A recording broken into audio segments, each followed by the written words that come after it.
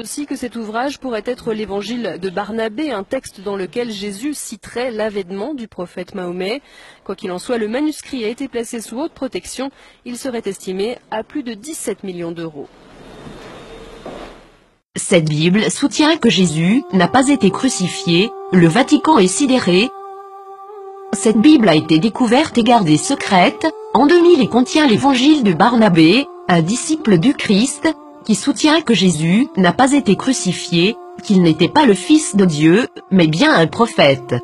Cette Bible soutient aussi que l'apôtre Paul est appelé l'imposteur, que Jésus a fait son ascension tout en restant vivant et que c'est Judas Iscariote qui a été crucifié à sa place.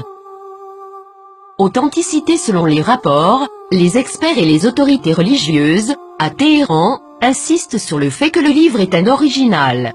Il est écrit avec des lettres dorées, sur du cuir relié et il est écrit dans la langue araméenne, qui était la langue parlée par Jésus. Le texte principal maintient une vision similaire à celle de l'islam, contredisant les enseignements du Nouveau Testament de la chrétienté. Jésus a aussi prédit la venue du prophète Mahomet, qui a fondé l'islam, 700 ans plus tard. Plusieurs croient que, durant le concile de Nicée, l'Église catholique a choisi la forme qu'aurait la Bible, omettant l'évangile de Barnabé, parmi d'autres, et favorisant les 4 évangiles que nous connaissons aujourd'hui.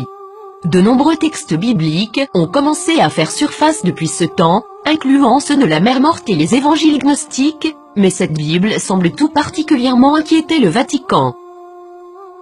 Qu'est-ce que cela signifie pour les religions chrétiennes et ses adeptes?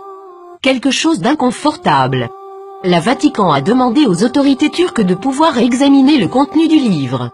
Maintenant que ce livre a été découvert, accepteront-ils cette preuve? La nieront-ils? L'appelleront-ils un mensonge musulman, comme l'a fait le magazine Truth en 2000?